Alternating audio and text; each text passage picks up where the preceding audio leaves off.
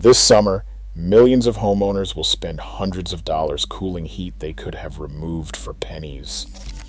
That is the scam hiding inside the modern house. Your attic bakes all day. Your ceiling soaks it up. Your walls store it. Your furniture stores it. Your floors store it. By evening, your entire house is holding heat like a battery. Then the sun goes down and the outside air gets cooler. Instead of dumping that trapped heat out while the atmosphere gives you the chance, most homes stay shut, switch on a compressor, and start paying to refrigerate the same stale indoor air over and over again. That is not smart cooling. That is late cooling. And for decades, American houses had a simpler answer: a whole house fan. No refrigerant, no outdoor condenser, no compressor, no service contract, no expensive metal box humming beside the patio like a monthly bill with blades. Just a powerful fan mounted in the ceiling. You open the windows, you flip one switch, and the house exhales. Hot air gets pulled out of the rooms, pushed up into the attic, and dumped outside. Cooler evening air gets dragged in through the windows and swept through the entire house. The whole house fan can use a fraction of the electricity of central air. It has existed since the 1950s. It still works. And almost nobody building a house today is told to install one. That is the story. Not of a miracle machine, of a working machine that stopped fitting the business model of the modern home. A whole house fan works because it attacks heat at the right moment. That is the part most people miss. Central air usually starts after the house is already hot, after the attic is already roasting, after the walls are already radiating heat back into the rooms, after the ceiling has already absorbed the entire afternoon. Then the central air tries to claw the temperature back down with a compressor and a refrigerant cycle. That is why central air so often feels like it is chasing the house. Because it is. The house is storing heat faster than the system can erase it. A whole house fan plays a different game. It waits for the one moment in the day when the outside air becomes cheaper than any machine. Evening. That is the opening.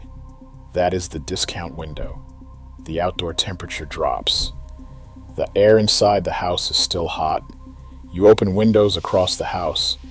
The whole house fan creates negative pressure. Cooler outside air gets pulled through bedrooms, hallways, kitchens, and living rooms. The hot air inside gets shoved upward into the attic and out through attic vents. That is the first effect. The house feels cooler fast because moving air pulls heat off your skin. But that is not the real payoff. The real payoff is that the whole house fan cools the structure.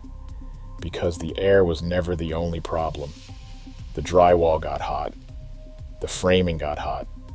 The ceilings got hot. The floors got hot.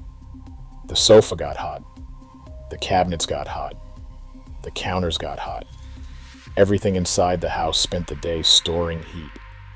That stored heat is what punishes you the next afternoon.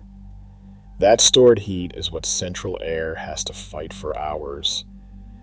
The whole house fan attacks that heat the night before. It strips the day out of the building while the outside air is already on your side. That is why the whole house fan matters. You are not manufacturing comfort from scratch. You are using the night to erase the day.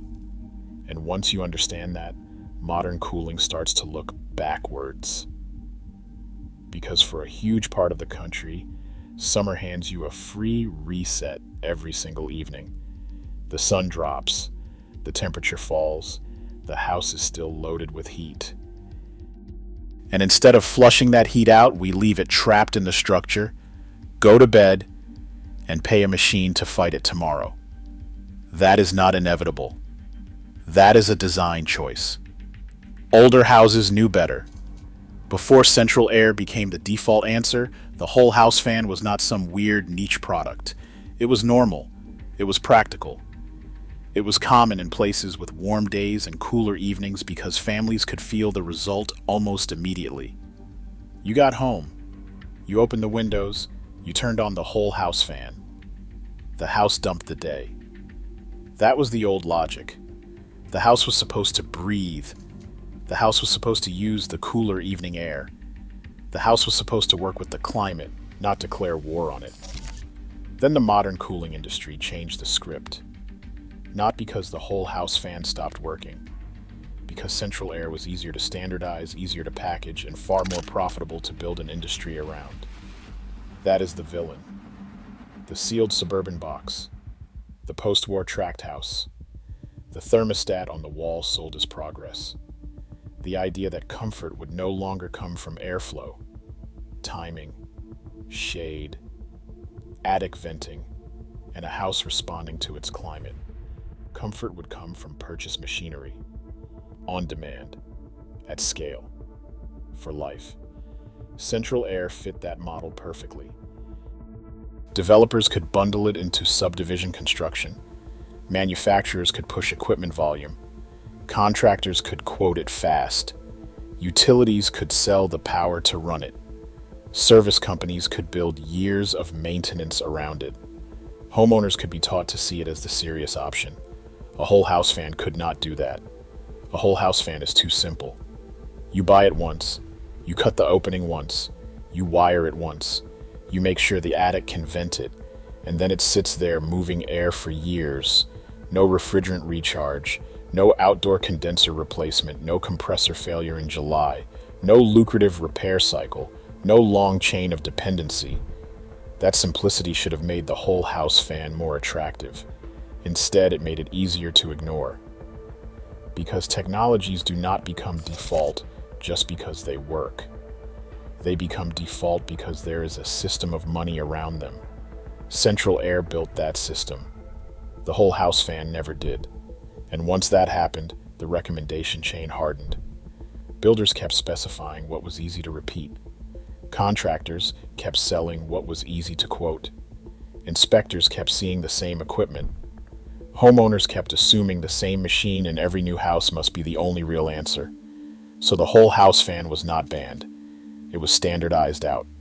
Quietly. A machine that asked the house to cooperate with the weather lost to a machine that promised total control for a monthly fee. That monthly fee is the part people rarely add up. Not because it is hidden, because it arrives in pieces. A bigger electric bill in summer, a capacitor, a blower motor, a service visit, a refrigerant problem, a condenser replacement, a full system changeout, duct repairs, maybe a larger unit because the upstairs still overheats every afternoon. Each payment looks normal on its own. Stack them together and the picture changes. You were sold an expensive machine to correct heat problems that older houses often reduced with airflow, timing, attic management, and a whole house fan.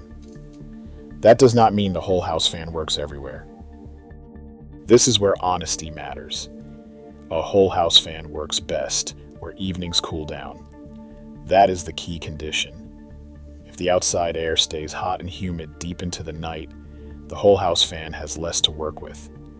If smoke is in the air, you do not want to pull it through the house. If pollen destroys you every summer, that matters too. If the attic cannot vent enough air, the whole house fan cannot dump heat properly. Those are real limits. But notice what those limits actually mean. They do not mean the whole house fan was a gimmick. They mean it was always climate responsive.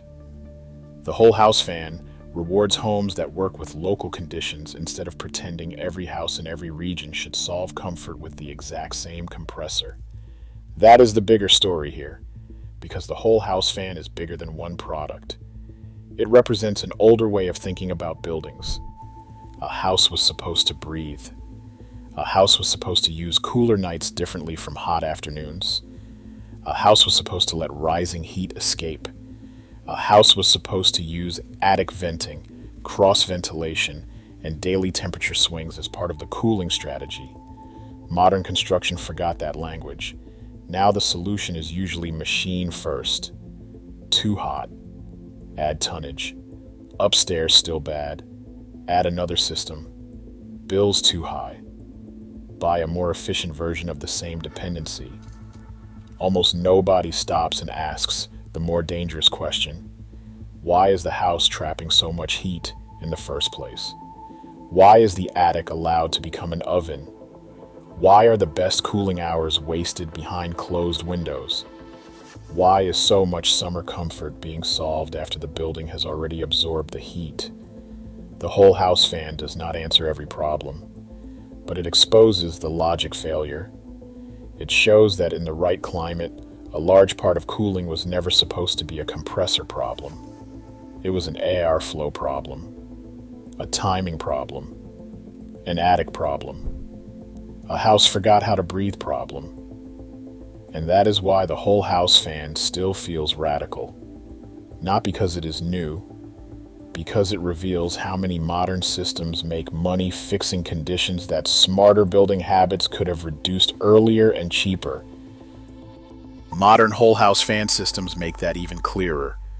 The old stereotype is the rattling shutter fan in the hallway, the one that sounded like a propeller and scared the dog.